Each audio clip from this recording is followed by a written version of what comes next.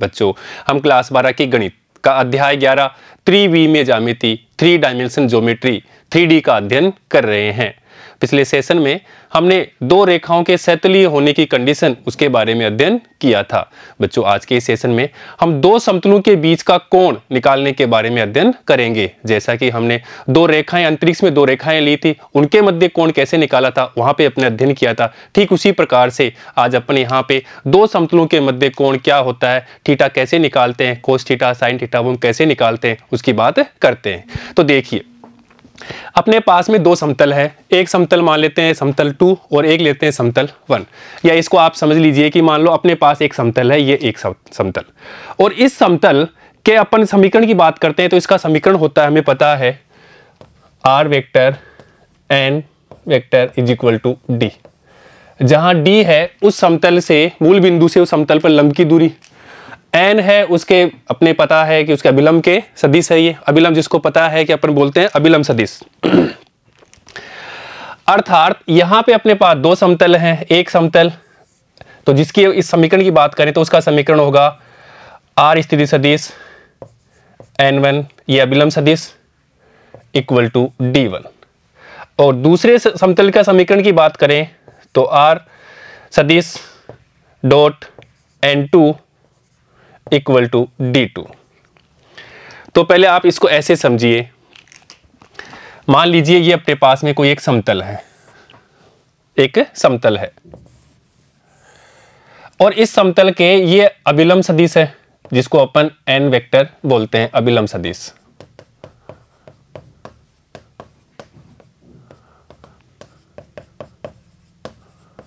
ये उसका अभिलंब सदिश है और ये अपना समतल है और ये समतल से 90 डिग्री पे है अभिलंब सदिश समतल से। जब भी होगा समतल किसी भी अगर समतल अपने पास इस प्रकार का है तो यहां से समतल से ये उसके लंबवत होगा अभिलंब सदिश। किसी भी कंडीशन में हो या अगर इस प्रकार का समतल की पोजीशन हो तो यहां पे उसका लंबवत की बात करें तो यहां पे उसके लंबवत सदिश होगा, ये उसका अभिलंब सदिश।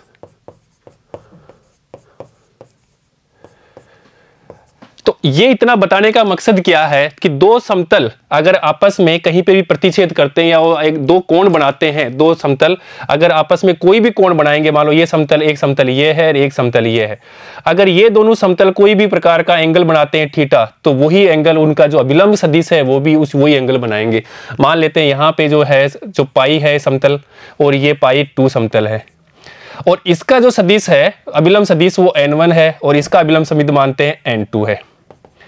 तो जो ये जो कोण बनाएंगे दोनों सदिश, दो समतल हैं वही ये दोनों सदिश कोण बनाएंगे और दो सदिशों का अपन डॉट प्रोडक्ट करते हैं वो अपन जानते हैं। मान लेते हैं कि अपने पास में दो सदिश हैं, एक सदिश है a वेक्टर और दूसरा है b वेक्टर, उनका अपन डॉट प्रोडक्ट करते हैं तो a वेक्टर का परिमाण b वेक्टर का परिमाण कोस थीटा होता है,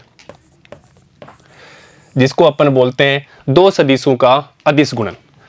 अब यहां से हमें कोस थीटा मिल जाएगा, cos theta is equal to a vector b vector upon a vector का परिमाण b वेक्टर का परिमाण। अब यहां पे दो समतल हैं, दो समतल के मध्य कोण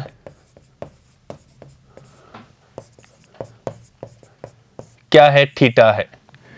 यह हमने लिया दो समतल, उनके मध्य कोण क्या मानते हैं, थीटा है, एवं उनके अभिलंब सदिश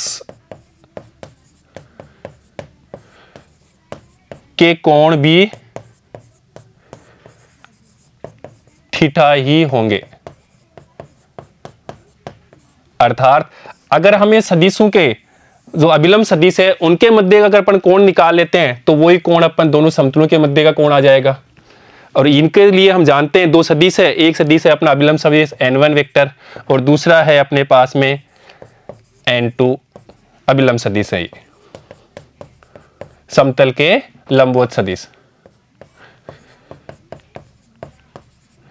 अर्थात अपन बात करें तो ये क्या है अपना a वेक्टर के रूप में इस वाले फॉर्म के लिए ए डॉट बी, और इसको अपन मान लेते हैं बी वेक्टर।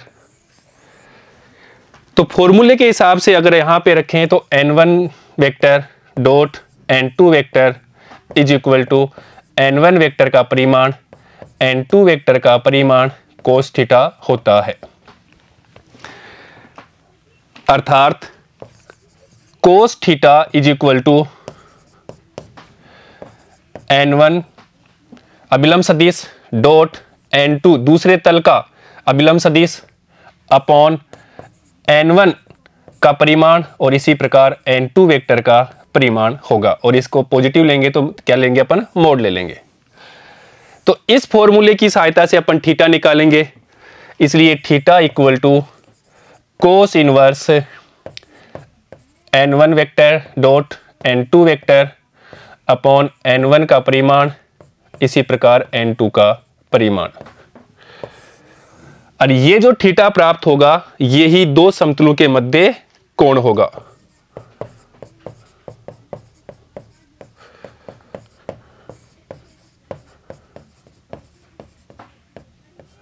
मध्य कोण होगा, क्योंकि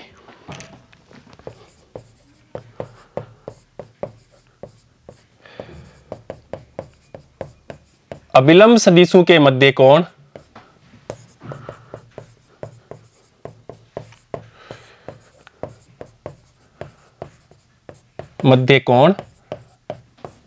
व समतल के मध्य कोण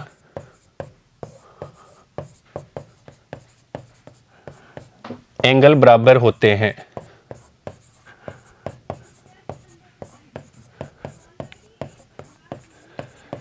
तो किसी भी स्थिति में आप समतल ये ले लो, उसके अभिलंब सदिश ये हो जाएगा, दूसरा समतल आप ये लेते हो, उसके अभिलंब सदिश ये हो जाएंगे। अर्थात ये जो दोनों समतल, दोनों हाथ मेरे क्या मान लेते समतल हैं, तो इनके लंबवत जो एंगल बनाएंगे वो सदिश भी हमेशा वही एंगल बनाएंगे। वो बात अपन यहाँ पे लिख दिए हैं, और इसलिए थीटा का मान अपने पास में ये प्राप्त हो गया। अब बच्चों इसको देखते हैं कार्तीय रूप में।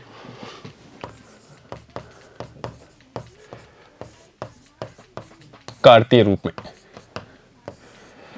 तो हमें थीटा प्राप्त हुआ था, या बोलते हैं cos theta is equal to n1 vector dot n2 vector upon n1 का परिमाण और n2 का परिमाण। ये अपने पास में थीटा है। अपन मान लेते हैं जो समतल का समीकरण है, समतल का समीकरण वो मान लेते हैं a1x plus b1y plus c1z plus d equal to 0। ये समतल एक का समतल का समीकरण है। इसी प्रकार दूसरे समतल का,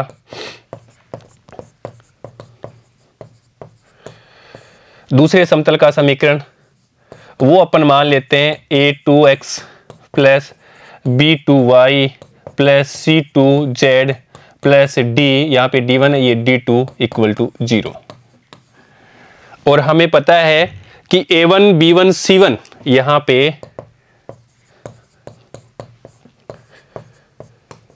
a1 b1 c1 ये पहले समतल के अभिलंब के दिक् अनुपात, अभिलंब के दिक् अनुपात हैं।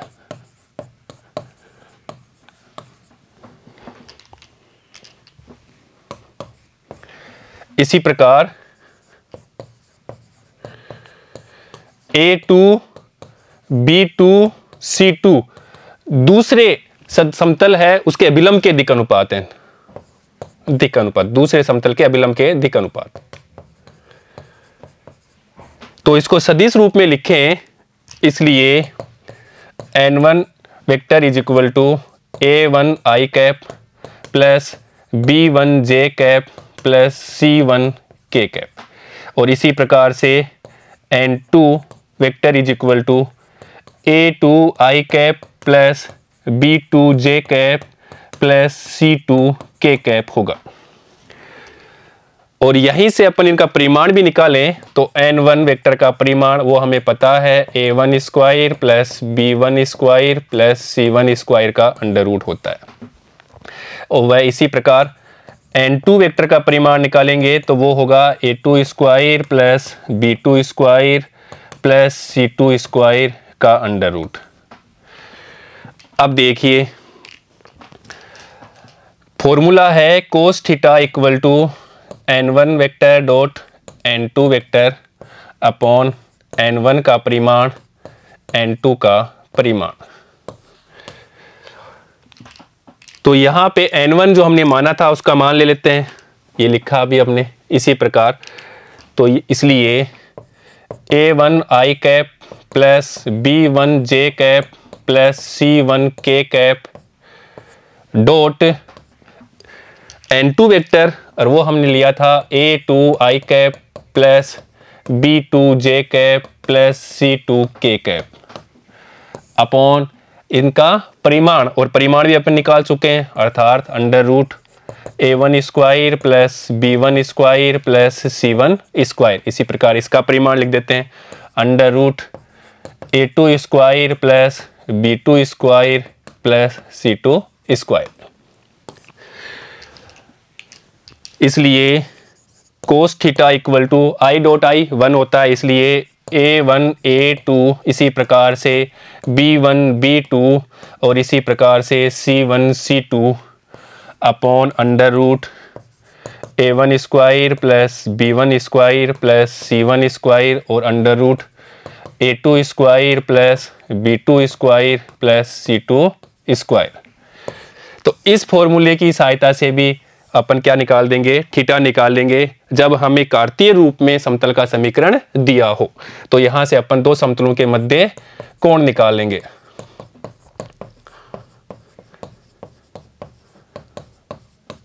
दो समतलों के मध्य कोण निकाल लेंगे इस फॉर्मूले की सहायता से। अब देखो यहां पे यदि स्थिति फर्स्ट होगी, दोनों समतल एक दूसरे से लंबवत हों, अर्थात थीटा इक्वल टू 90 डिग्री हो। तो यहां पे देखो थीटा इक्वल टू 90 डिग्री करते हैं तो यहां पे अपने पास प्राप्त होगा कोस 90 इज इक्वल टू, ये ऐसे कैसे आएगा पूरा अपने पास में, तो a1 a2 plus b1 b2 plus c1 c2 upon under root में a1 square plus b1 square plus c1 square और इसी प्रकार अंडर रूट में a2 का स्क्वायर प्लस b2 का स्क्वायर प्लस c2 का स्क्वायर। और हम जानते हैं कि कोस 90 का मान 0 होगा, इसलिए और ये आज 0 से मल्टीप्लाई होगा तो ये भी 0 हो जाएगा, तो यहाँ पे केवल यही प्राप्त होगा, अर्थात a1 a2 plus b1 b2 plus c1 c2। तो अपन कह देंगे कि दो समतल एक दूसरे के लंबवत होने की शर्त क्या है कि a1 a2, यहाँ a1 a2 क्या है, पहले समतल के अभिलंब के दिक् अनुपात दूसरे के दिक् अनुपात plus b1 b2 plus c1 c2 अगर 0 के बराबर आ जाएं तो दोनों समतल एक दूसरे के लंबवत होंगे।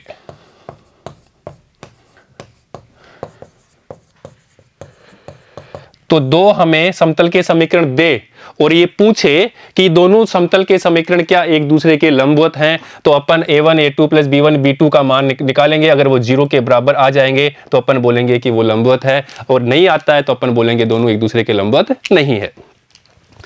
दूसरी स्थिति देखो 2, यदि थीटा इक्वल टू 0 डिग्री हो, अर्थात दोनों समतल एक दूसरे के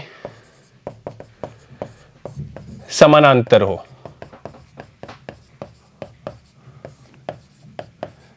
दूसरी स्थिति ऐसी हो, अर्थात cos 0 degree is equal to a1 a2 plus b1 b2 plus c1 c2 upon under root में a1 square plus b1 square plus c1 square और ऐसे ही a2 स्क्वायर प्लस b2 का स्क्वायर प्लस c2 का square. और cos 0 का मान 1 होता है और इससे मल्टीप्लाई हो जाएगा, तो यहाँ पे अपने पास में ऐसे प्राप्त होगा a1 square plus b1 square plus c1 square का अंडर रूट, और इसी प्रकार से a2 square plus b2 square plus c2 square का अंडर रूट, और ये किसके बराबर है a1 a2 plus b1 b2 plus c1 c2।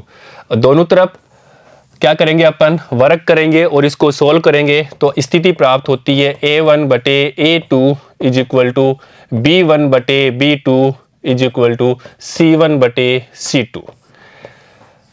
तो दो अपने पास में समतल दिए हों और क्वेश्चन में पूछे कि दोनों समतल क्या एक दूसरे के समानांतर है, तो अगर अपन उनके दिक् अनुपातों के जो अभिलंब सदिश है उनके दिक् अनुपातों को अपन ऐसे रेशियो में लिखते हैं, अगर बराबर में आ जाते हैं तो अपन बोलेंगे क्या है, दोनों समतल एक दूसरे के समानांतर है। तो ऐसे अपन उस चीज को सिद्ध कर लेंगे और ये हमें आना चाहिए कि समानांतर होता है, तो इसको याद करने की जरूरत नहीं है। यह फॉर्मूला, एक फॉर्मूला हमें यह फॉर्मूला आना चाहिए, अगर लंबवत है तो अपने क्या करना, थीटा 90 करना है, और साइन कोस 90 का मान क्या होता है हमें पता है 0 डिग्री होता है। इसी प्रकार से अगर परस्पर है तो यहाँ पे क्या करना है, थीटा 0 डिग्री करना है और इसका मान 1 होता है, अर्थात a1 बटे a2 is equal to b1 बटे b2 is equal to c1 बटे c2। तो ये दोनों कंडीशन हमें पता होनी चाहिए, तो ये क्वेश्चन में ऐसे दे सकता है और हमें सिद्ध करवा सकता है। अब देखिए, अगर इसको कार्तीय रूप में यहाँ पे भी दे, अगर सदिश रूप में समीकरण दे दे हमें समतल का और पूछे कि दोनों समतल के समीकरण एक दूसरे के लंबवत हैं या समानांतर है, तो इस फॉर्मूले की सहायता से अपन कर लेंगे। अगर थीटा इक्वल टू 90 डिग्री, दोनों क्या होंगे, लंबवत होंगे, तो इस कंडीशन में यहां पे देखो थीटा क्या हो जाएगा, 90 डिग्री हो जाएगा। तो कोस 90 और कोस 90 का मान क्या होता है अपने हमें पता है 0, इसलिए यहां पे देखिए ऐसी स्थिति में ये इसके साथ 0 हो जाएगा, अर्थात ऐसी स्थिति में n1 dot n2 is equal to 0 के बराबर होगा। वही चीज है वहां पे हमने लिखी थी, यहीं से लिखा था, वहां से a1 a2 plus b1 b2 plus c1 c2 is equal to 0 के बराबर आ गया था। और ये दोनों अगर समानांतर हैं, यहां से अपन बात करें एक दूसरे के, अगर ये समानांतर हैं तो उस कंडीशन में थीटा क्या होगा, 0 डिग्री होगा। दूसरी कंडीशन कार्तीय रूप में तो हमने बात कर ली, हम सदिश रूप वाली की बात करते हैं। तो थीटा 0 होगा तो यहाँ पे कोस 0 का मान 1 होता, तो ऐसी स्थिति में n1 वेक्टर इक्वल टू ये कोई एक नया वास्तविक संख्या बन जाएगी या 1 हो जाएगा। ये क्या है, अपने पास में कोई वास्तविक संख्या है, तो वास्तविक संख्या इससे मल्टीप्लाई होगी, तो अपन लिख देंगे n1 वेक्टर बराबर लैम्डा n2 वेक्टर। वही चीज है वहां पे भी, n1 बटे n2 इक्वल टू लैम्डा, तो उसी रूप में है। वहां पे क्या था, a1 बटे a2 is equal to b1 बटे b2 is equal to c1 बटे c2, वह कार्तीय रूप में था, यहाँ पे सदिश रूप में है। तो यही चीज है, अपने क्या करना चाहिए, हमें फॉर्मूला आना चाहिए और ये पता होना चाहिए कि n1 क्या है n2 क्या है, और n1 n2 के बारे में अच्छी तरह जानते हैं। समतल के अभिलंब जो सदिश है वो है यहाँ पे, और ये किसके रूप में, अगर वहां पे हमें इसके रूप में दिया होगा, किसके रूप में, समतल का समीकरण, तो समतल के समीकरण से यहाँ हमें कौन से हो जाएंगे, उसके दिक् अनुपात हो जाएंगे। तो दोनों रूप से हमने पता कर लिया, अगर हमें कार्तीय रूप में है तो यहाँ से, और सदिश रूप में है तो वहां से, और 90 डिग्री होगा तो समतल एक दूसरे के लंबवत होगा, उसकी कंडीशन क्या है वो पता कर ली, और समानांतर है दोनों समतल, उसके लिए कौन सी कंडीशन बनेगी वो भी हमने पता कर लिया। ठीक है बच्चों, अब समझते हैं इसको एग्जाम्पल से। देखिएगा,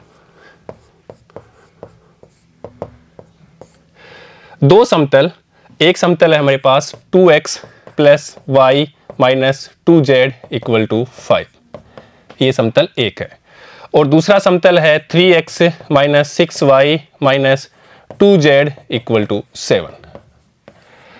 इनके बीच का कोण, और वो भी सदिश विधि से, अगर हमें कोस थीटा बराबर n1 वेक्टर n2 वेक्टर उस रूप में निकालना है, तो देखो, तो पहले तो समीकरण एक के दिक् अनुपात या अभिलंब सदिश, समीकरण एक के अभिलंब सदिश के दिक् अनुपात,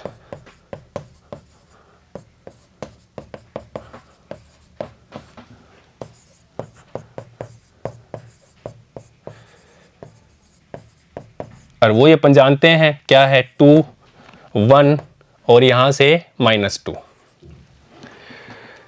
अगर इसको वेक्टर फॉर्म में लिखें, इसलिए n1 vector is equal to 2i cap plus j cap minus 2k cap.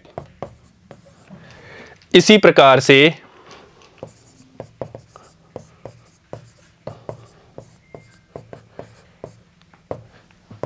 दूसरे समतल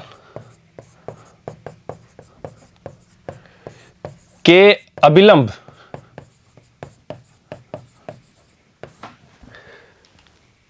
सदिश के दिक् अनुपात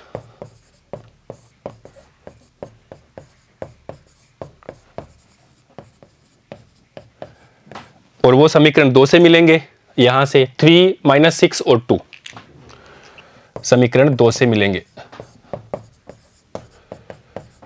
और वो है अपने पास 3 माइनस 6 और 2 ए बी सी। तो 3 माइनस 6, क्योंकि इसकी तुलना किससे करनी है, इसकी तुलना हमें व्यापक रूप के समीकरण से करनी है, A X plus B Y plus C Z plus D equal to 0, इससे तुलना करेंगे। और ए बी सी क्या है, अभिलंब के दिक् अनुपात है, वही अपन करें, इसलिए 3 माइनस 6 और माइनस 2।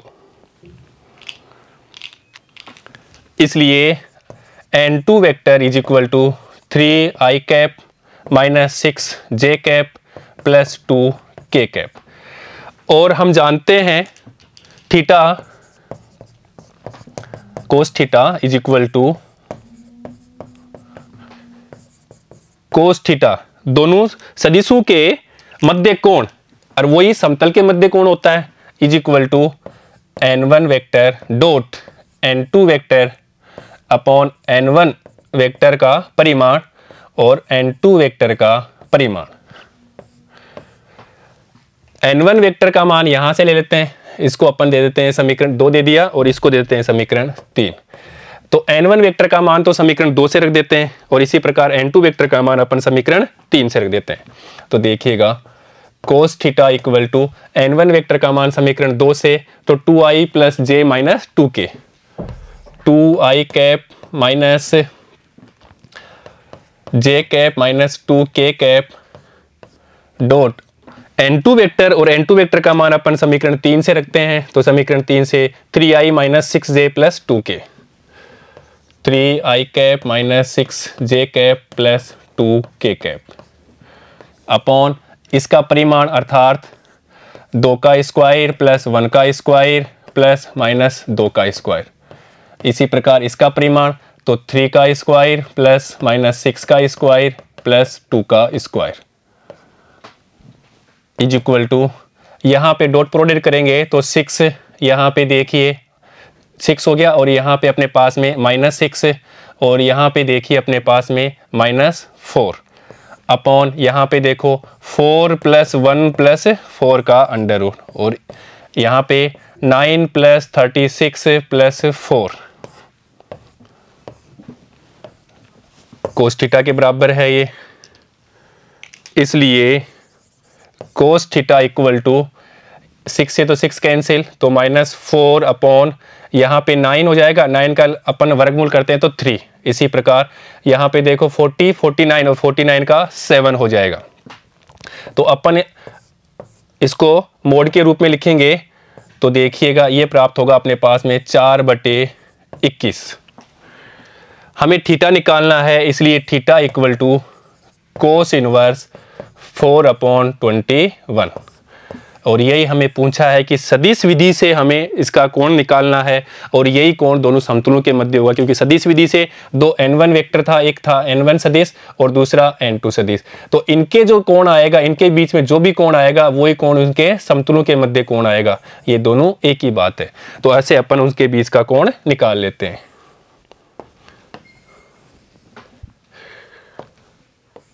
ठीक है बच्चों, नेक्स्ट देखते हैं क्वेश्चन 23। तो देखो यहाँ पे दिया है 3x minus 6y plus 2z equal to 7, इसको देते हैं समीकरण 1। इसी प्रकार 2x plus 2y minus 2z equal to 5, ये समतल का दूसरा समीकरण है। और समतल का जो व्यापक समीकरण होता है वो होता है ax plus by plus cz plus d equal to 0। तो यहां से अपन तुलना करते हैं पहले समीकरण 1 से। तो देखो हमारे पास a1 इज इक्वल टू 3, इसी प्रकार b1 इक्वल टू -6 और c1 इक्वल टू 2। और इसी प्रकार अपन तुलना करते हैं समीकरण 2 से, और 2 से तुलना करेंगे तो यहां पे a2 इक्वल टू 2, इसी प्रकार b2 इक्वल टू 2 और इसी प्रकार c2 इक्वल टू -2। तो हमारे पास में दिक् अनुपात हो गए सदिश, जो अभिलंब सदिश है समतल के, उसके दिक् अनुपात 3, पहले वाले समतल के लिए 3 -6 2, तो 3 -6 2 और दूसरे के 2 2 -2। अब देखो बच्चों, फॉर्मूला है हमारा cos theta equal to a1 a2 plus b1 b2 plus c1 c2 upon under root a1 square plus b1 square plus c1 square. और इसी प्रकार यहाँ से a2 square plus b2 square plus c2 square.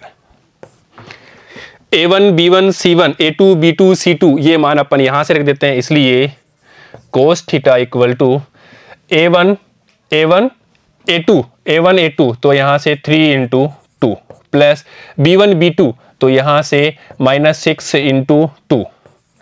इसी प्रकार यहाँ से देखो प्लस c1 c2 तो यहाँ से 2 इंटू -2 अपॉन a1 का स्क्वायर b1 का स्क्वायर c1 का स्क्वायर अर्थात 9 प्लस 36 प्लस 4 का अंडर रूट।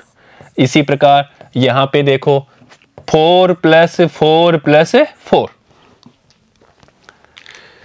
इसलिए cos थीटा इक्वल टू 6 -12 और यहाँ से -4, 6 -12 -4 अपॉन यहाँ पे देखो 40 और 49 का अपन वर्गमूल करते हैं तो 7, यहाँ पे देखो अंडर रूट 12। आगे सोल्व करते हैं, इसलिए cos थीटा इक्वल टू यहाँ पे देखिए ये हो जाएगा अपने पास में 16 माइनस का 6 तो यहाँ तो हो जाएगा माइनस का 10। यहाँ पे देखो 7 और इसको लिख सकते हैं अपन 4√3, तो यहाँ तो -10 और 4 का अपन वर्गमूल कर लेते हैं तो वो हो जाएगा 2 और यहाँ बचेगा √3।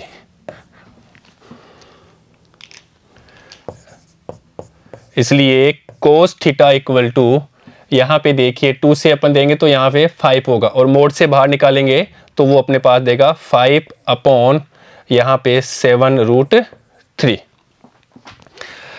अपन √3 से गुणा भी और √3 से भाग भी कर सकते हैं सेम संख्या से, वैसे आंसर था वहाँ पे पर और वो सोल्व करना है तो देखिए।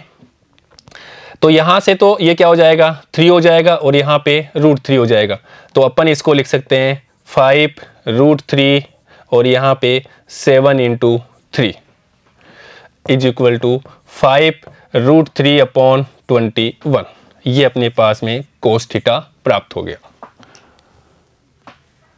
इसलिए theta equal to cos inverse 5√3 upon 21 और हमें थीटा ही पूछा है और वो हमने निकाल दिया।